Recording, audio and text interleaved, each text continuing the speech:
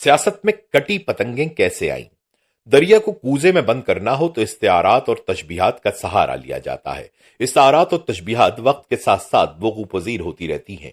सियासतदान के लिए लोटे की इस्तिलाह भी एक तशबीह है। सियासतदानों को लोटे से तशबीह क्यों दी गई, इस पर अभी बाकायदा कोई तहकीक तो नहीं की गई, ताहम इसकी दर्ज झेल वजूहात बयान की जा सकती हैं। अव्वलन एक वक्त था जब लोहे से बना लोटा इस्तेमाल किया जाता था। यह लोटा बगैर पेंदे का होता था। इसे जब जमीन पर रखा जाता तो किसी तरफ भी झुक सकता था। इसी तरह सियासतदान के लिए कोई उसूल व ज़ाब्ता नहीं होता। वो जब चाहे किसी भी माकूल वजह के बगैर किसी जमात को छोड़ सकता है और बगैर किसी उसूल और ज़ाब्ते के किसी भी जमात और इत्तेहाद में शमूलियत इख्तियार कर सकता है। सानियन जैसे लोटे को हर शख्स इस्तेमाल करता है, ऐसे ही सियासतदान भी हर वक्त और हर जगह इस्तेमाल होने के लिए तैयार रहता है। सालिसन बेनजीर और नवाज शरीफ के गुज़श्ता अदवार में जब हॉर्स ट्रेडिंग ने बाकायदा कारोबार की शक्ल इख्तियार की और हमारी असेंबलियां लोटों के मामले में खुद कफील हो गईं, तो उस वक्त लोटों की बहुतात की एक तौजी ये की गई कि जैसे लोटा दरअसल एक गलत अमल में इस्तेमाल होता है, ऐसे ही हमारे सियासतदान भी ज़मीर और ईमान की परवाह किए बगैर हॉर्स ट्रेडिंग जैसे कारोबार का हिस्सा है। इस मौके पर ऐसे भी हुआ कि अपोजिशन की तरफ से असेंबलियों में लोटे उछाले गए और स्पीकर के डाइस पर भी लोटे रखे गए। ताहम हिज़्ब इक़्तिदार ने दिल बर्दाश्ता और शर्मिंदा होने के बजाय अपने हौसले कायम रखे और दिलचस्प पैराए में जवाबी वार करते हुए कहा, हाँ हम लोटे हैं, हमें लोटा होने पर फख्र है, लोटे से तहारत हासिल की जाती है, सो हम भी असेंबलियों में मौजूद गलाजत और नजासत दूर कर रहे हैं। ये दुरुस्त है कि लोटे से नजासत दूर की जाती है और तहारत हासिल की जाती है, मगर इसके लिए जरूरी है कि पहले लोटा पाक साफ हो और गंदगी में लुथड़ा हुआ ना हो। लोटे से सियासतदान का सियासत की गलाजत साफ करने का दावा ऐसा ही है जैसे कोई शख्स नाक साफ करके मुंह पर मल ले और फिर कहे, देखें जनाब मैंने नाक साफ कर ली है। सच है, जब इंसान में हया न रहे तो वो कुछ भी कर सकता है। ऐसे शख्स के लिए अपने जमीर और ईमान का सौदा करना बहुत आसान होता है, जैसा कि हमारे मुल्क में होता है। यूं लगता है जैसे जानवर जंगलों में चरते हैं और जहां चाहे मुंह मारते हैं, ऐसे ही कौमी और सूबाई असेंबली के टिकटों के हुसूल के लिए मेले लगते हैं और बगैर किसी हिचकिचाहट और तरद्दुद के टिकटों के हुसूल के लिए पार्टियां तब्दील की जाती हैं। वसीतर कौमी वफाद के नाम पर मेला लगता है और उसमें अराकीन असेंबली की बोली लगती है। यहां एक दिलचस्प सवाल यह है कि बरसगीर की सियासत में पहली दफा लोटे की इस्तिलाह कब इस्तेमाल की गई और वो शख्स कौन था जिसने पहले सियासी तौर पर वफादारी तब्दील की। लेकिन इससे पहले मुख्तसरन इस बात का तस्करा जरूरी है कि हिंदुस्तान में इंतखाबी अमल और असेंबलियों के चुनाव का आगाज कैसे और कब हुआ। सन 1857 के बाद जब हिंदुस्तान बरतानवी सरकार की अमलदारी में आया तो 1861 में इंपीरियल लेजिस्लेटिव काउंसिलों का कयाम अमल में लाया गया। यह सियासी इस्तिलाहात की बिल्कुल इब्तदाई शक्ल थी जो बतदरीज आगे बढ़ती रही। 1909 में इंपीरियल लेजिस्लेटिव काउंसिलों में मुतअद्दिद इस्तिलाहात की गईं, जिनमें काउंसिल के अरकान की तादाद बढ़ा दी गई। 1919 में लेजिस्लेटिव काउंसिलों की जगह लेजिस्लेटिव असेंबलियों ने ले ली। ये हिंदुस्तान की पहली असेंबलियां थीं। इन असेंबलियों में निस्फ तादाद गवर्नरों के नामजद करदा अरकान की होती थी और बाकी निस्फ का इंतखाब मुंतखब अरकान करते थे। 1920 के इंतखाबात हिंदुस्तान के लिए एक नया तजर्बा थे। इब्तिदा में बालिग राय दही के बजाय महदूद बुनियादों पर लोगों को इंतखाब का हक दिया गया। तहरीक खिलाफत, जमीयत उलमा हिंद और कांग्रेस ने इन इंतखाबात का बायकॉट किया। ये असेंबलियां 1 जनवरी 1921 को मार्ज वजूद में आईं। 1925 में दूसरे और 1931 में तीसरे इंतखाबात हुए। सन 1937 में पहली बाजाब्ता सूबाई असेंबलियां मार्ज वजूद में आईं। इन इंतखाबात में मुस्लिम लीग कोई काबिल जिक्र पोजीशन हासिल ना कर सकी, जबकि कांग्रेस ने 11 में से 7 सूबों में अक्सरियत हासिल कर ली। पंजाब में यूनियनिस्ट पार्टी 1920 से बरसर इख्तिदार चली आ रही थी। 1937 के इंतखाबात में उसने 175 के ऐवान में 88 नशिस्तें लेकर अपनी पोजीशन मजबूत कर ली।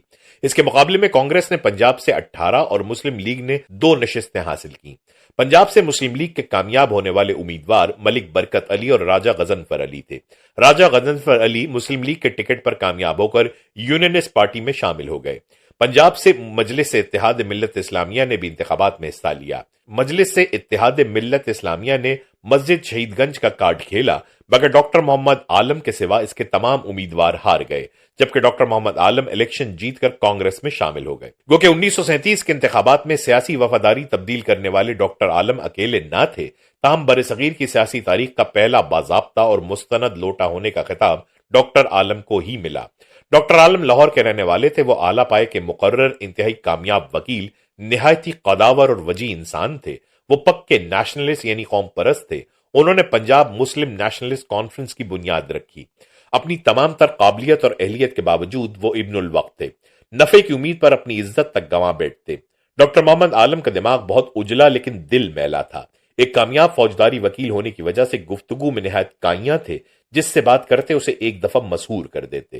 اعلیٰ پائے کے مقرر تھے، لیکن جو لوگ ان سے زخم کھا چکے تھے ان پر ان کا جادو نہیں چلتا تھا، وہ ان سے دور بھاگتے تھے۔ ان کا پسندیدہ مشغلہ سیاسی آشیانے بدلنا تھا۔ وہ مولانا عبدالقادر قصوری کی کوششوں سے آل انڈیا کانگریس کی ورکنگ کمیٹی کے ممبر بنے، تحریک خلافت میں بھی شامل رہے۔ مولانا محمد علی نے جامعہ ملیہ کی بنیاد رکھی تو اس کا پہلا شیخ الجامع ڈاکٹر عالم کو بنایا، لیکن وہاں سے چھوڑ دیا۔ پھر کانگریس کی مجلس عاملہ سے بھی استعفیٰ دے دیا۔ سال ڈیڑھ سال خاموش رہے۔ مسجد شہید گنج کی تحریک چلی تو اس کے اصلاح کاروں بلکہ ہدایت کاروں میں شامل ہو گئے۔ مجلس سے اتحاد ملت بنی تو اس کے شریک سفر ہو گئے۔ آغا شورش کاشمیری نے اپنی کتاب بوئے گل نالہ دل، دودھ چراغ محفل اور پس دیور زندہ میں جا بجا ان کا ذکر کیا ہے۔ وہ لکھتے ہیں 1937 کے انتخابات کا غلغہ بلند ہوا تو ڈاکٹر عالم مجلس سے اتحاد ملت کے پلیٹ فارم سے انتخابی میدان میں کود پڑے۔ ان کے مقابلے میں سید حبیب تھے۔ سید حبیب یونینسٹ پارٹی کے امیدوار تھے۔ سر سکندر حیات یونینسٹ کے سربراہ ہونے کے باوجود چاہتے تھے کہ سید حبیب کے بجائے ڈاکٹر عالم کامیاب ہوں۔ گورنر کی درپردہ حمایت بھی ڈاکٹر عالم کو حاصل تھی۔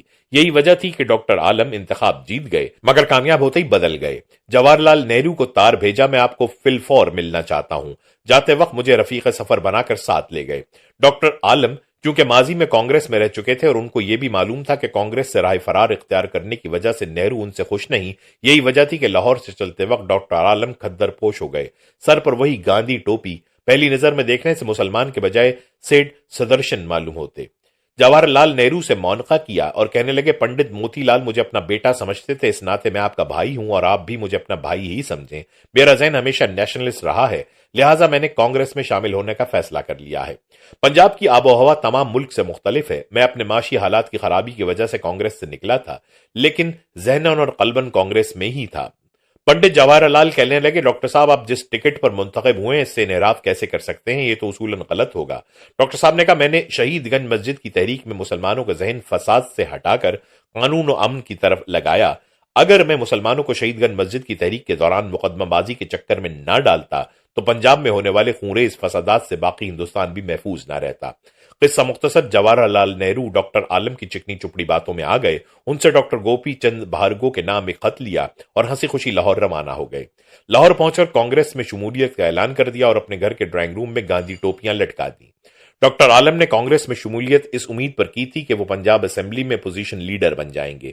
لاہور آنے کے بعد جب وہ کانگریس میں شمولیت کا اعلان کر چکے تو کچھ دن بعد شیخ دین محمد ان کے یہاں آیا اور کہنے لگے ڈاکٹر صاحب یہ آپ نے کیا غضب کیا، ابھی 2 روز پہلے سکندر حیات نے آپ کو وزیر تعلیم بنانے کا فیصلہ کیا تھا۔ ڈاکٹر صاحب یہ سن کر سخت پریشان ہوئے۔ بہرحال ڈاکٹر صاحب نہ تو اپوزیشن لیڈر بن سکے نہ وزیر تعلیم، البتہ رکھ رکھاؤ کے لیے انہیں ڈپٹی اپوزیشن لیڈر بنا دیا گیا۔ شورش مرحوم اپنی کتاب بوئے گل نالہ دل دودھ چراغ محفل میں مزید لکھتے ہیں ڈاکٹر عالم عجیب و غریب انسان تھے، دماغ کے غنی اور دل کے غبی، اپنے سوا کسی کے وفادار نہ تھے، ہمیشہ حلق سے الٹی بات کرتے، سیدھی بات جانتے ہی نہ تھے، اپنی ذات میں اتنے محصور تھے کہ اس کے سوا کسی عقیدے، کسی خیال، کسی جماعت، کسی رہنما اور کسی مسلک کے وفادار نہ تھے۔ ان کا سیاسی شعور آصف علی اور ڈاکٹر سید محمود سے کہیں بلند تھا، لیکن قانع اور صابر نہ تھے۔ ہرس نے ان کو کٹی ہوئی پتنگ بنا دیا۔ ڈاکٹر عالم کو لوٹے کا خطاب کیسے ملا، اس بارے میں آغا شورش کاشمیری لکھتے ہیں اس پھپتی کے مصنف علامہ میر حسن کاشمیری تھے جو روزنامہ زمیندار کے مدیر مخابرات تھے۔ علامہ میر حسین صوبائی محکمہ اطلاعات کے معرفت لاہور ریڈیو کے لیے پنجابی پروگرام کی خبریں تیار کرتے تھے۔ ڈاکٹر صاحب نے کسی پھپتی سے برا فروختہ ہو کر انہیں نکلوا دیا۔ نتیجے میں علامہ میر حسین نے زمیندار میں ایک خبر گھڑی جس کا عنوان تھا ڈاکٹر لوٹا، اور ڈاکٹر لوٹا کی پھپتی آنن فانن زبان زد عام ہو گئی۔ ڈاکٹر عالم جہاں جاتے ان کا استقبال لوٹوں سے کیا جاتا، حتیٰ کہ پولنگ سٹیشن پر بھی لوگوں نے لوٹے لٹکا دیے۔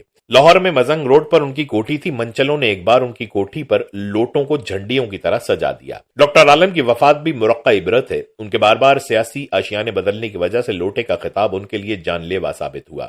لوٹے کا لفظ ان کے لیے گالی اور جان لیوا بیماری بن گیا، وہ اسی غم میں عالم بالا کو سدھار گئے۔ بہرحال یہ بات طے ہے کہ ڈاکٹر عالم ہمارے آج کے سیاستدانوں سے پھر بھی مختلف تھے جو لوٹے کا تانا برداشت نہ کر سکے، جبکہ ہمارے سیاستدانوں کو لوٹا کہا جائے تو شرمندہ ہونے کے بجائے خوشی سے سینہ پھولا لیتے ہیں اور فخر کرتے ہیں۔